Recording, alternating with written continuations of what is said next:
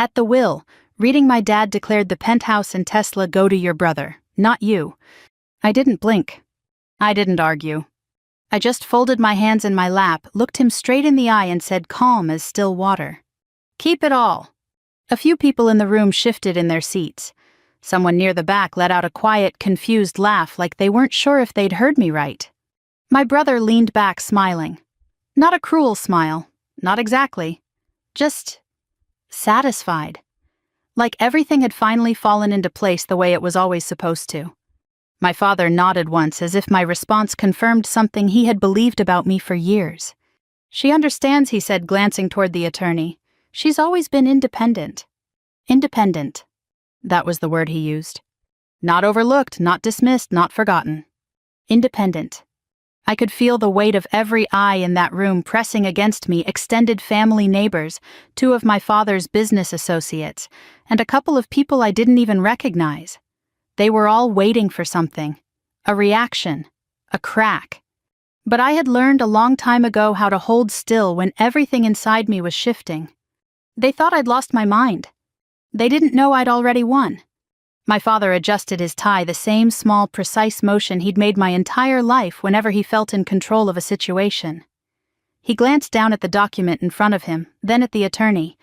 Well, he said almost casually, that should settle everything. The attorney didn't answer right away. He was an older man, mid-60s, maybe thin, careful with a voice that always sounded like it had something more behind it than what he actually said. He flipped a page. Paused. Then he cleared his throat. Mr. Whitaker, he said, measured and professional, there is an additional document your father left behind. The room changed. Not dramatically, not all at once, but enough. My brother's smile faltered just slightly. My father frowned. What do you mean, he asked. The attorney adjusted his glasses. A separate directive. It was filed independently and is to be read after the primary will. There was a silence then. The kind that doesn't come from confusion, but from something deeper, something people don't quite understand yet, but feel shifting under their feet. I sat there, hands still folded, breathing steady, because I knew, or at least I suspected. And for the first time that morning, I allowed myself to remember his voice. You don't need their approval, my grandfather had told me once. Just become someone they can't ignore. I'm 35 years old. A commissioned officer in the United States Navy. I've spent most of my adult life away from this town, away from this house, this table, these conversations that always seemed to circle around things I was never quite part of. My brother stayed. He built a business with my father, expanded it, made it profitable. He was visible. He was present. He was understandable. I wasn't. When I left for the military, my father didn't stop me. He didn't argue. He didn't raise his voice. He just said, if that's what you want. And that was it. No pride. No concern. Just quiet acceptance, as if I'd chosen something temporary, something that would eventually pass. It never did. My grandfather was the only one who ever asked me why. Not in a demanding way, not like he was trying to test me. He asked because he wanted to understand. We used to sit on his back porch in the late afternoons when the sun dipped low enough to soften everything. He'd pour 2 glasses of iced tea too sweet for my taste, but I never said anything and we'd talk. You ever notice he said once how people respect what they can see? I nodded. They see your brother's office, his car, his numbers. That makes sense to them. He tapped the side of his glass lightly. But service, that's harder. It doesn't show up in the same way. I remember looking at him then, trying to decide if he was warning me or encouraging me. What if they never see it? I asked. He smiled, not a big smile, just something small and certain. Then you make sure it's worth it anyway. The day I told my family I was enlisting, my brother laughed. Not harshly, just surprised. You, he said, you're serious. My father didn't laugh. He just leaned back in his chair, studying me like I was a problem he hadn't quite figured out yet. It's a hard life, he said. I know. You'll be gone most of the time. I know. He nodded once. Then he looked past me toward the window. Well, he said, it's your decision. That was the moment I understood something I didn't have words for yet. I wasn't stepping away from them. I had never really been standing where they were to begin with. My grandfather drove me to the recruiter's office. He didn't say much on the way, just kept both hands steady on the wheel, eyes forward. When we pulled into the parking lot, he reached into his jacket and pulled out an old watch. It wasn't expensive, you could tell that just by looking at it. But it was clean, maintained, cared for. This was mine, he said. Wore it for 30 years. I hesitated. I can't take that. He pressed it into my hand anyway. You're not taking it, he said. You're carrying it. I looked down at it, then back at him. Why me? He held my gaze for a moment. Because you understand the difference. Years passed. Deployments came and went. Promotions, 2 quiet ones, earned the long way. I missed holidays, birthdays, dinners that from what I heard later weren't much different without me. I sent money home sometimes, not because they asked, just because it felt like something you do for family. No one ever mentioned it. My father would talk about my brother's latest expansion, his new clients, his plans. When he spoke about me, it was usually brief. She's doing fine, he'd say. Fine. The last time I spoke to my grandfather, I was standing outside a base in Virginia, the wind cutting sharp across the pavement. He sounded tired. But clear. How are you holding up, he asked. I'm good, I said, just busy. He chuckled softly. Busy's a good thing. There was a pause. Then he said something I didn't expect. I'm proud of you. I closed my eyes for a second. Thank you, I said. We talked a little longer, nothing important, just small things. When the call ended, I told myself I'd call him back in a few days. I didn't. By the time I did, it was too late. I didn't make it home for his funeral. Duty didn't allow it. That's the phrase they use. As if it explains everything. Maybe it does. Maybe it doesn't. A week later, I received a letter. Handwritten. Short. Stand tall, even when no one's watching. That was all it said. No signature. It didn't need one. Now I was sitting in that same town again. In a room full of people who had never quite known what to do with me. Listening to my father distribute everything he believed mattered. And realizing he hadn't changed. Not really. But maybe he was about to. Because the attorney was still holding that second document. And for the first time in a very long time. My father looked uncertain. I didn't move when the attorney lifted the second document. For a moment, no one did. It was a strange kind of stillness, like the air had shifted but hadn't quite settled yet. My father's hand rested flat against the table, fingers spread just slightly as if grounding himself in something solid. What is that, he asked. His voice wasn't sharp, it wasn't demanding. It was unfamiliar. The attorney glanced down, then back up.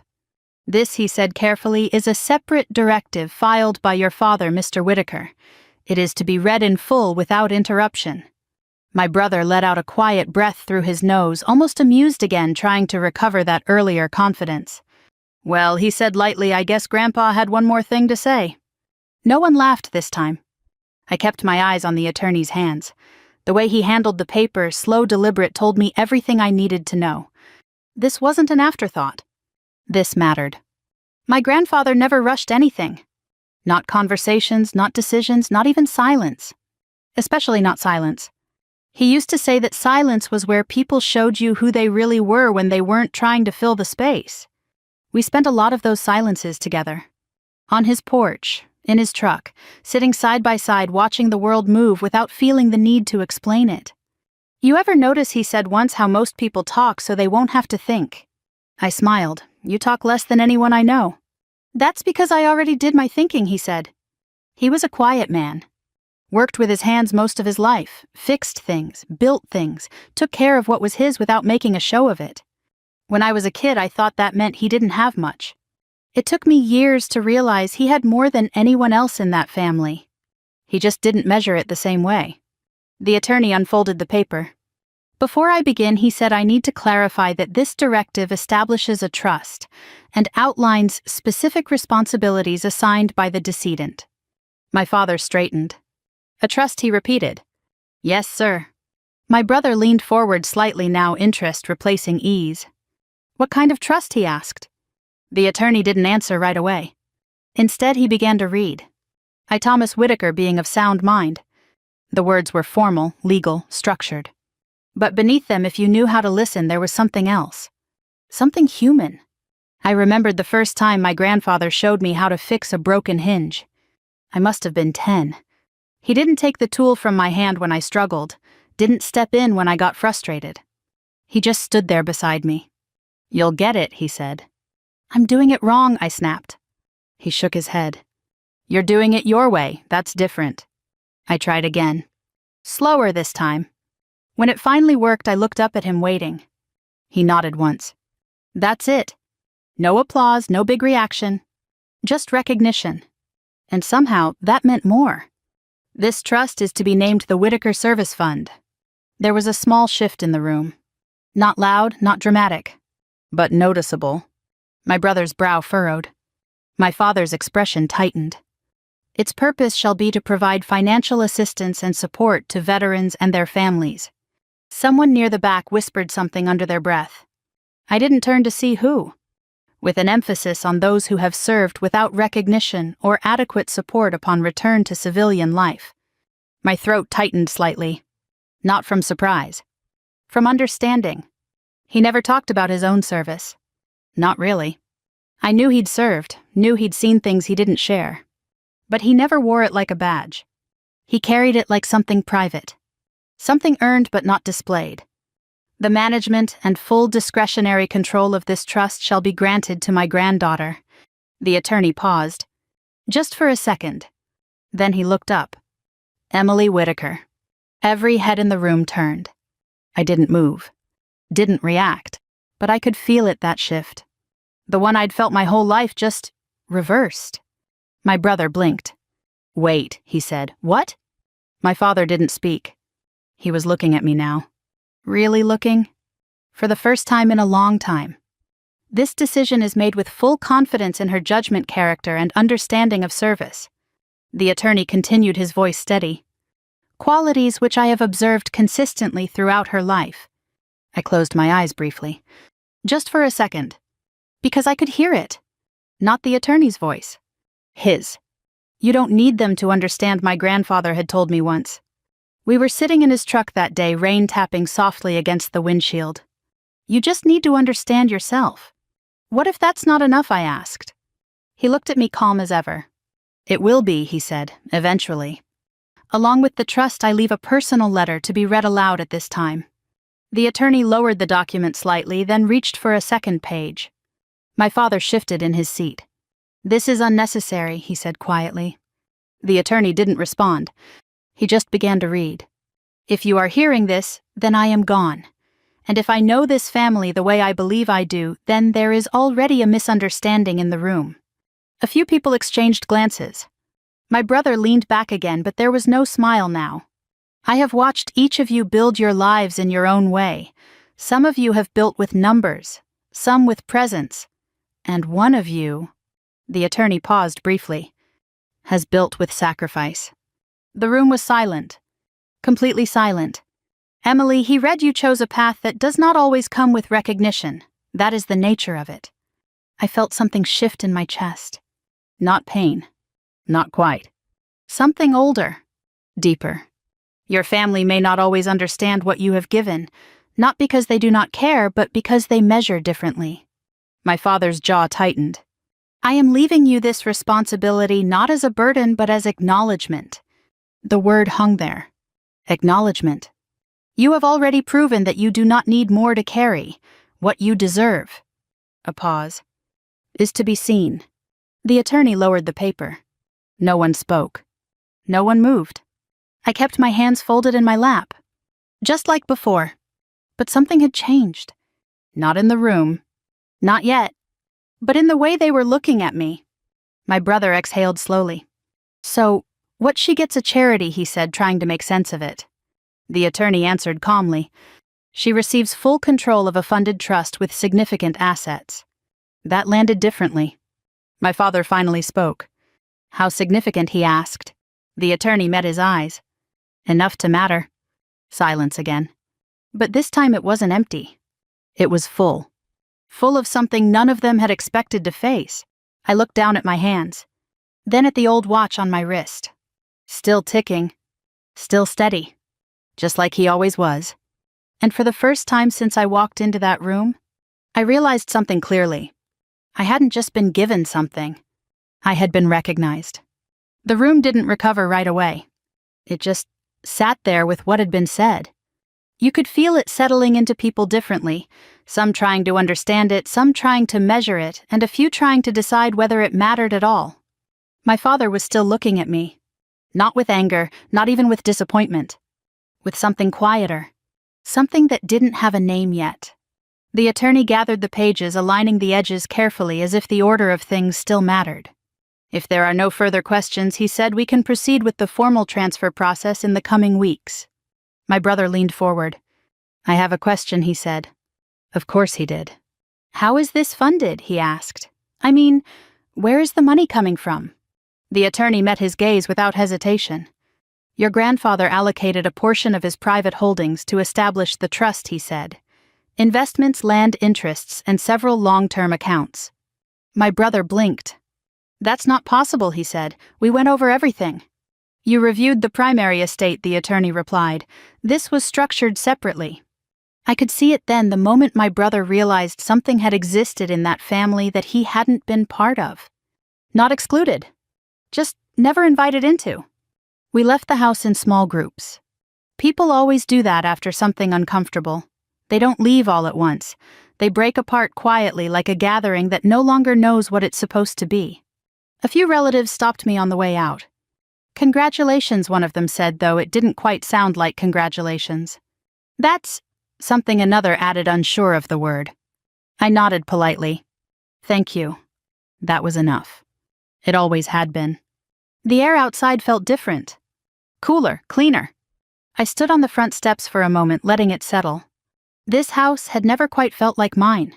Even growing up, it had always belonged more to the idea of a family than to the people inside it. My brother's voice came from behind me. So he said. I turned. He had his hands in his pockets, shoulders slightly tense. That was unexpected, he added. It was, I said. He studied me for a second. You knew, he asked. I shook my head. Number. He frowned. But you didn't seem surprised. I considered that. I wasn't, I said. He looked away down the driveway. I don't get it, he said. Why you? There was no accusation in it.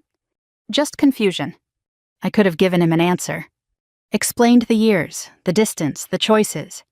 But none of that would have made sense to him, not in the way he needed it to. So I just said you'd have to ask him. My brother let out a quiet breath. Yeah, he said. Guess I can't do that anymore. My father didn't come outside right away. I didn't expect him to. He was the kind of man who needed time not to feel something, but to understand what it meant. I walked down the steps and toward the driveway. My car was parked along the curb, same place it had been when I arrived that morning. Nothing about it had changed. And yet everything had. The drive back took me past the old roads I used to know by heart. The grocery store on the corner, the gas station where my grandfather used to stop every Friday. The small park where nothing ever seemed to happen but where everything felt remembered. I pulled over once. Not because I needed to, but because I wanted to. The watch on my wrist caught the light as I turned the steering wheel. Still ticking. Still steady. The first time I wore that watch on base, one of the younger officers noticed it. Nice piece, he said. Where'd you get it? My grandfather, I told him. He nodded, impressed. Looks old. It is. He smiled. Still works, though. I looked down at it. Yeah, I said, it does. Military life isn't what most people think it is. It's not constant action. It's not glory. It's routine. Responsibility. Long stretches of quiet work that no one ever hears about.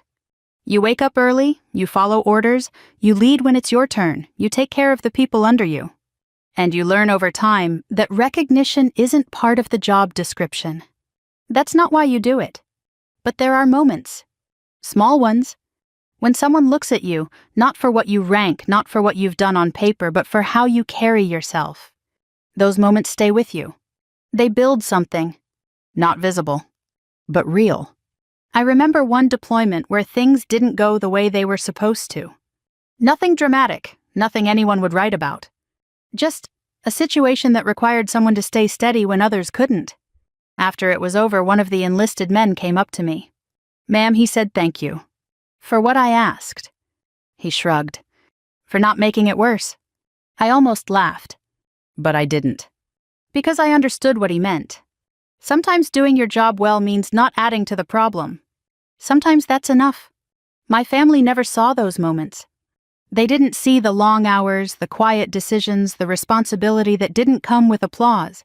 They saw absence, distance, a life they couldn't measure. I didn't blame them. Not really. You can't expect someone to value what they don't understand. But my grandfather did. He didn't need to see everything. He just needed to know who I was. I drove a little farther before pulling into a small parking lot near the edge of town. There was a bench there overlooking a stretch of open field that hadn't changed in years. I sat down. For the first time that day, I let myself exhale fully. The trust. The letter. The way the room had shifted. It wasn't about winning. Not in the way they thought. I hadn't taken anything from them. I hadn't proven them wrong. Not directly. But something had changed. Something quiet. Something that couldn't be undone. I took the letter out of my bag. The one the attorney had handed me after everything ended. I hadn't read it again yet. Not properly. I unfolded it carefully. The paper felt different in my hands than it had in that room. More personal. More real. Emily, it began. No formal tone this time. Just my name. You may not realize it yet, but the life you chose has already shaped more people than you will ever meet. I paused there. Let it settle. There will be times when it feels like no one is watching, like what you do doesn't reach beyond the moment. I looked out across the field. The wind moved through the grass in slow, steady waves. But impact is not always visible, and recognition is not always immediate. I swallowed. What matters is that you continue anyway. I folded the letter slowly, held it for a moment, then placed it back in my bag. The sun was starting to lower, casting long shadows across the ground. I stood up, took one last look at the field, then walked back to my car, because whatever came next, it wasn't about what I had been given. It was about what I was going to do with it. I didn't go back to the house that evening. There wasn't anything there I needed. Not anymore. Instead, I checked into a small hotel just off the highway, the kind with faded carpet, quiet hallways, and a front desk clerk who barely looked up when you walked in. It was the same place I'd stayed a few times over the years when visits home didn't quite feel like coming home. Some things don't change. And sometimes that's a relief. I set my bag down on the chair by the window. The room smelled faintly of old air conditioning and detergent.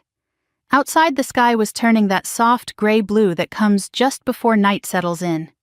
I sat on the edge of the bed for a moment, still in my uniform hands resting on my knees. The silence didn't feel heavy. Just honest.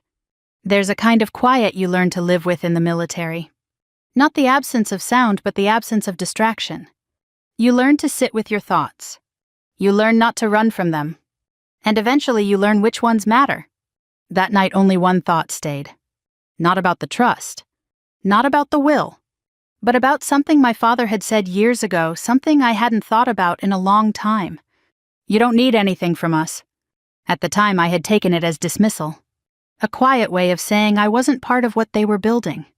But now sitting there alone I realized something different. He hadn't meant to push me away. He had simply placed me somewhere else. Somewhere he didn't know how to reach. The next morning I woke early. Old habits don't fade. I got dressed, checked out, and drove back toward town, not to the house, but to the one place that had always made sense to me. My grandfather's. It was smaller than I remembered. Or maybe I was just seeing it clearly for the first time. The paint had faded along the edges of the porch. The railing leaned slightly where it always had. The yard was still neat, though someone had been taking care of it. I parked along the side and walked up the steps. They creaked in the same places. I noticed that. I always noticed things like that. The front door was locked. Of course it was. But I didn't try to open it. I just stood there for a moment looking at it. Remembering. He used to leave it unlocked during the day. Said there was no reason to keep people out if you weren't afraid of anything inside. I never knew if that was wisdom or just the way he chose to live. Maybe both. I walked around to the back. The porch was still there, same 2 chairs, same small table between them. One of the chairs had a slight tilt to it, the one he always sat in. I stepped onto the porch and sat down. The wood creaked under my weight. For a second it felt like nothing had changed. I figured you'd come here. I turned. My father stood at the edge of the yard. Hands at his sides, no jacket, no tie. Just him. I wasn't sure if you would, I said. He nodded once. I wasn't sure either. He took a few steps closer, then stopped, not quite ready to come all the way up. We stood there like that for a moment. The distance between us wasn't large, but it felt familiar. I didn't know about the trust, he said. I know. He looked at the porch, then at me. He never mentioned it. I nodded. He didn't mention a lot of things. My father exhaled slowly. That's not how I do things. No, I said, it's not. He stepped closer this time. 1 foot on the first step, but no further. I thought I understood him, he said. I didn't answer, because I wasn't sure what that would sound like. I thought I understood you too, he added. That got my attention. I looked at him. Really looked. There was something different in his expression now. Not certainty. Not control. Something closer to doubt. I didn't think you needed anything, he said. There it was again. That same sentence. But it didn't sound the same anymore. I didn't, I said. He frowned slightly. Then why does this feel like I missed something? I held his gaze. Because you did. He didn't react right away. Didn't defend himself. Didn't argue. He just stood there letting that settle. I gave your brother what I thought mattered, he said after a moment. I know. And you, he paused, you chose something else. Yes. He nodded slowly. I thought that meant you were separate from all this. I glanced around the yard. The house. The porch. This was never really mine, I said. He looked at me confused. It was your home. It was your home, I corrected gently. And his. The words weren't sharp. They didn't need to be. My father stepped up onto the porch, then finally closing the distance. He didn't sit. Just stood beside me, looking out at the yard the same way I was.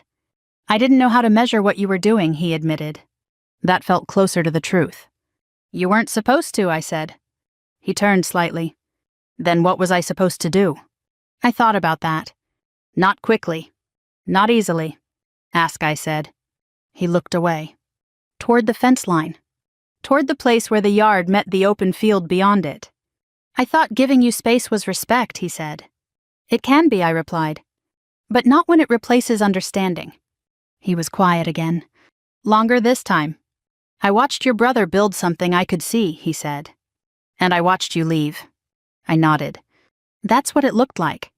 He let out a breath. But I never asked where you were going. That was it. That was the moment. Not dramatic. Not loud. Just clear. I didn't need more from you, I said after a while. He looked at me again. Then what did you need? I met his eyes. Not angry. Not hurt. Just honest. To be seen. The words stayed between us. Not heavy, but real. My father didn't answer right away. He just nodded. Once. Slowly. I see you now, he said. I didn't respond. Because that kind of thing, it doesn't come from words. It comes from what happens next. The wind moved through the yard again, brushing against the porch, carrying that same quiet I had always known here. My father looked around one more time. Then back at me. What are you going to do with it? He asked. I followed his gaze out toward the field. Toward something bigger than this house. This town. This moment. I'm going to use it, I said. And for the first time since I'd come back. That answer felt like mine. The paperwork began the following Monday. Not all at once, not dramatically, just a series of meetings, signatures, quiet conversations, the kind of work that builds something real without ever drawing attention to itself. I stayed in town longer than I'd planned. Not because I had to, but because this mattered. The attorney's office was smaller than I expected. Wood-paneled walls, old framed certificates, a desk that looked like it had held decades of decisions that didn't need to be explained to anyone else. He greeted me with a firm handshake. Ms. Whitaker, he said, I'm glad you came in. So am I replied. He gestured toward the chair across from his desk. Let's talk about what your grandfather left you. He didn't rush. That was the first thing I noticed. He explained everything carefully, how the trust had been built, where the funds were held, how the structure worked. It wasn't just a single account. It was layered, planned, intentional. Your grandfather began this nearly 10 years ago, he said. I looked up. Then he nodded. Small at first, then consistent. He added to it regularly. I sat back slightly. 10 years. That meant he had started this long before his health declined, long before anyone thought about wills or estates. He had been building this quietly, while the rest of us were living our lives unaware. He never mentioned it, I said. The attorney smiled faintly. That seems consistent with what I knew of him.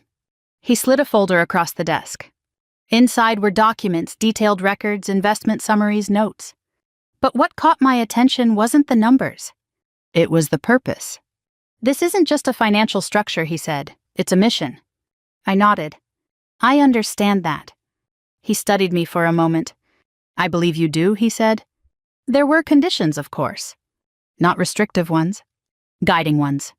The fund was designed to support veterans transitioning back into civilian life, especially those who didn't have strong family support. Housing assistance, job training, emergency support. Nothing excessive. Nothing showy. Just practical help. The kind that actually makes a difference. He was very clear about one thing, the attorney added. What's that? I asked. That this fund should never become performative. I almost smiled. That sounds like him. The meetings continued throughout the week. Account managers, advisors, a small board that had been quietly assembled. People who had known my grandfather in different ways, some from his past, some from his later years. All of them steady. No one treated me like an outsider. No one questioned why I was there. They simply included me. On Wednesday, we visited one of the properties tied to the trust. A modest building on the edge of town. Nothing impressive from the outside. But inside, it was already being used. A small group of veterans sat in a common room talking quietly. Coffee on the table, papers spread out. One of them looked up as we entered. Ma'am, he said, nodding. I nodded back. Morning. The attorney spoke with the coordinator, giving me space to observe. I noticed things. The way people sat. The way they held themselves. The small, almost invisible tension that comes from adjusting to a life that doesn't move the same way anymore. I recognized it, because I had felt it. One of the men stood up and walked over. Mid-40s maybe, worn but not broken. You new here, he asked? I shook my head. Not exactly. He nodded like that made sense. Place helps, he said after a moment. How so, I asked. He shrugged. Gives you somewhere to land. Somewhere to land. I repeated that in my head, because that was exactly what this was. Not a solution, not a fix, just a place to start again. Later that afternoon, the attorney handed me a set of finalized documents. This will formally transfer operational control to you, he said. I took them, felt the weight of them. Not heavy, but significant. Are you ready for this? He asked. I looked at the pages, then at him. I've been ready for a long time, I said. He nodded. I believe that. The signing itself was quiet. No audience. No announcement. Just a pen. A name. And a responsibility that had been waiting for me long before I knew it existed. When it was done, I sat there for a moment. Not moving. Not thinking.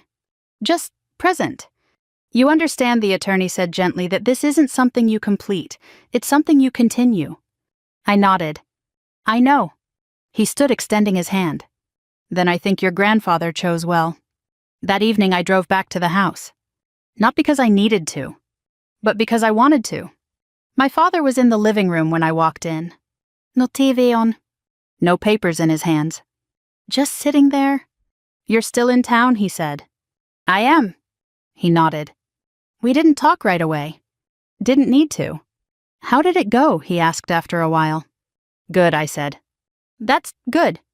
He looked at me then. Not quickly. Not casually. But with intention. What exactly is it? He asked. I thought about how to answer that. Not in terms he would expect, but in terms he could understand. It's support, I said. For people who don't always have it. He nodded slowly. And you're in charge of that now. Yes. Another pause. That's a lot of responsibility, he said. It is. He leaned back slightly, studying me again. But this time, there was no confusion. Your grandfather always believed in things I didn't fully understand, he said. I didn't respond. I just let him continue. I thought I was building something solid, he said. You were. He shook his head slightly. But I think he was building something lasting. That stayed with me. Because there's a difference between something that holds value and something that carries meaning. I think you're right, I said. He looked at me again, then nodded. And for the first time, there was no distance in it. The first real decision didn't come with a meeting. It came with a phone call. Late Thursday afternoon. I was still in town going over final notes with the coordinator from the center we'd visited earlier in the week. My phone rang. Unknown number. I stepped outside to take it. This is Whitaker, I said. There was a pause on the other end. Not hesitation, just someone deciding how to begin. Ma'am, a voice said, my name's Daniel Ruiz. I was given your number through the fund. I leaned slightly against the railing. Yes, Mr. Ruiz, how can I help? Another pause. I'm not sure, he said honestly. I was told, you might be able to point me in the right direction. That more than anything told me exactly where he was. We talked for about 15 minutes. He didn't tell me everything. People rarely do on the first call. But he told me enough. Former Army. Recently discharged. No steady housing. A job lined up, but it didn't start for another 3 weeks. He wasn't asking for much. Just time. I've got a place I can stay for a couple nights, he said. After that, I'm not sure. I looked out across the parking lot. Thought about the building we'd visited. The empty room I'd noticed near the back. You're in town, I asked. Yes, ma'am. Come by tomorrow morning, I said. 9 o'clock. Another pause. Are you sure, he asked? Yes. His voice softened slightly. Thank you. After the call ended, I stayed where I was for a moment. Not thinking about policy. Not thinking about structure. Just thinking about him. This was what my grandfather had built. Not a concept. Not an idea. A place where someone could call and not be turned away. The next morning I arrived early. Old habit. I walked through the building checking things not because I didn't trust the people there, but because I needed to understand how it felt when it was quiet. When it wasn't performing for anyone. Daniel arrived at 8:57. I noticed that. Clean clothes, worn boots, carried himself straight but with that same quiet tension I'd seen before. He hesitated slightly at the door. I walked over. Mr. Ruiz. He nodded. Yes, ma'am. Come on in. We sat down at a small table near the window. No paperwork yet. No forms. Just conversation. Tell me what you need, I said. He took a breath. Just somewhere to stay, he said. A couple weeks. I've got a job starting soon. I just need to get there. I nodded. You will. He looked at me unsure. You don't know that, he said. I met his gaze. Yes, I said, I do. We got him set up in less than an hour. Temporary housing, access to meals, a small stipend to bridge the gap. Nothing excessive. Everything necessary. As he was leaving the office, he paused. Turned back. I appreciate this, he said. You don't owe us anything, I replied. He shook his head slightly. Still, he said, it matters. After he left, I stood by the window for a while, watching him walk across the lot. Shoulders a little lighter. Steps a little more certain. That was the moment it became real. Not the signing. Not the documents. This. Later that afternoon, my brother called. I hadn't expected that. I answered anyway. Hey, he said. Hey. A pause. I've been thinking, he added. I figured. He let out a small breath. About everything, the will, the trust, all of it. I didn't interrupt. I didn't realize how much he had set aside, he said. He planned ahead, I replied. Yeah, he said, he did. Another pause. I got the penthouse, he said finally. And the Tesla. Yes. It's a lot, he said. It is. But it doesn't feel the way I thought it would. I didn't answer right away. Because I knew that feeling. What does it feel like? I asked. He hesitated. Like I got what I wanted, he said. But not what he meant. That was honest. More honest than I expected. He didn't choose against you, I said. I know, he replied quickly. I think I know. He chose based on what he believed each of us needed, I added. There was a long silence on the line. I don't know if I needed this, my brother said. You might, I said. Or you might learn something from it. He gave a quiet laugh. That sounds like something he would have said. It does, I agreed. Another pause. Then, what you're doing with that fund, he said, that's different. It is.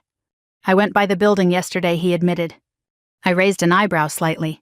You did? Yeah, I didn't go in, just looked. And I asked. I didn't understand it, he said. But I could tell it mattered. That was enough. You're welcome to come by, I said. He didn't answer right away. Maybe I will, he said finally. When the call ended, I set the phone down slowly. Things don't change all at once. Not people. Not families. But sometimes they start. That evening, I sat down at my desk in the small office at the center. The same one my grandfather had used.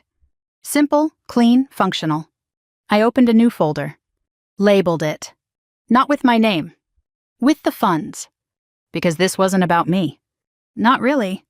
It was about continuing something that had already begun. And for the first time, I understood what winning actually meant. The first letter came 3 weeks later. Not an official report, not a document. Just a handwritten note folded neatly and left on my desk. I recognized the handwriting before I even opened it. Danielle Ruiz? Ma'am. I started the job this week. It's nothing fancy, warehouse work, early hours. But it's steady. I just wanted to say thank you. Not just for the place to stay. For not making me feel like I had to explain everything. That mattered more than I expected. Ruiz. I read it twice. Then I set it down gently. Not because it was fragile, but because it meant something. People don't always remember what you give them, but they remember how you make them feel while they're receiving it. My grandfather understood that. He never gave in a way that made you feel small. He gave in a way that made you feel steady. By the end of the month, we had helped 7 more.